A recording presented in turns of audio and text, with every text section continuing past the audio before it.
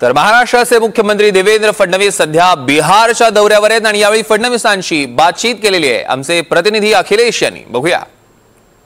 देवेंद्र फडणवीस हमारे साथ हैं, बिहार विधानसभा के प्रचार के लिए आए हैं।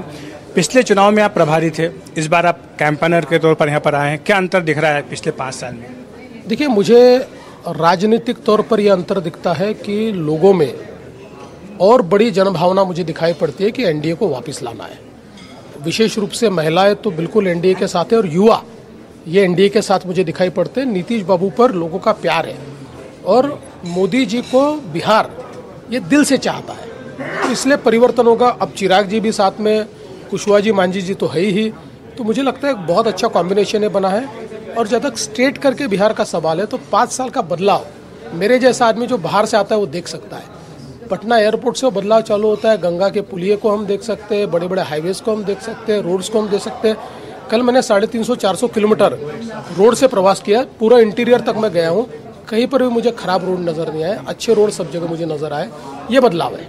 पर ये कहते हैं कि ये सड़कें जो बन रही हैं, ये सब जो एयरपोर्ट बन रहे हैं, यहाँ से लोगों को बाहर पलायन करने के लिए हेल्प करते हैं, क्योंकि पलायन बहुत बड़ा इशू बन रहा है और खासतौर से महाराष्ट्र का मुद्दा आता है। देखिए, मैं ऐसा कहता हूँ, इससे बड़ी मूर्खता ही नहीं हो सकती, क्योंकि छोटा आदमी जो अर्थव्यवस्था को जानता है उसको ये पता है कि अर्थव्यवस्था में रोजगार तभी पैदा होता है जब आप इंफ्रास्ट्रक्चर तैयार करते हो। रोड, पोर्ट, एयरपोर्ट, या अब यहाँ तो पोर्ट नहीं बन सकता लेकिन गंगा जी का पोर्ट बन सकता है।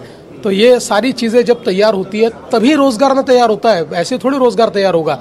लेकिन मुझे ऐसा लगता है कि इन सारी चीज़ों से इनको लेन देन नहीं है, इनको सत्ता पे आना है। सत्ता में इनका तो रोजगार का साधन पक्का है, अगवा करना लोगों को और ब्लैकमेल करना, ये इनके रोजगार का, तो इनको वही रोजगार पता है। लेकिन हमको अर्थशास्त्र ने जो रोजगार निर्माण की एक व्यवस्था बताई है उसके आधार पर हम लोग काम करते हैं। नीतीश जी को लेकर के क्या कोई प्रश्न चिन्ह है कि चुनाव के बाद वो मुख्यमंत्री रहेंगे नहीं रहेंगे? कोई प्रश्न चिन्ह नहीं है। एनडीए के नेता नीतीश जी है, एनडीए के मुख्यमंत्री नीतीश जी है। हमारी पार्टी के तमाम नेताओं ने बहुत स्पष्टता के साथ ये बात को कहा है। जब महाराष्ट्र की बात करते तो महाराष्ट्र में जिस तरह से आप पहले मुख्यमंत्री, फिर उप मुख्यमंत्री, फिर मुख्यमंत्री बने, क्या वैसा कुछ महाराष्ट्र जैसा बिहार में हो सकता है? बिल्कुल कुछ नहीं होने वाला। बिहार में नीतीश जी के नेतृत्व में चुनाव लड़ा जा रहा है और नीतीश जी ही नेता रहेंगे, दूसरा कोई नेता नहीं। धन्यवाद।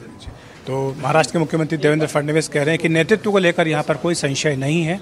पटना से कैमरामैन अशोक महाले के साथ अखिलेश शर्मा, एनडीटीवी इंडिया।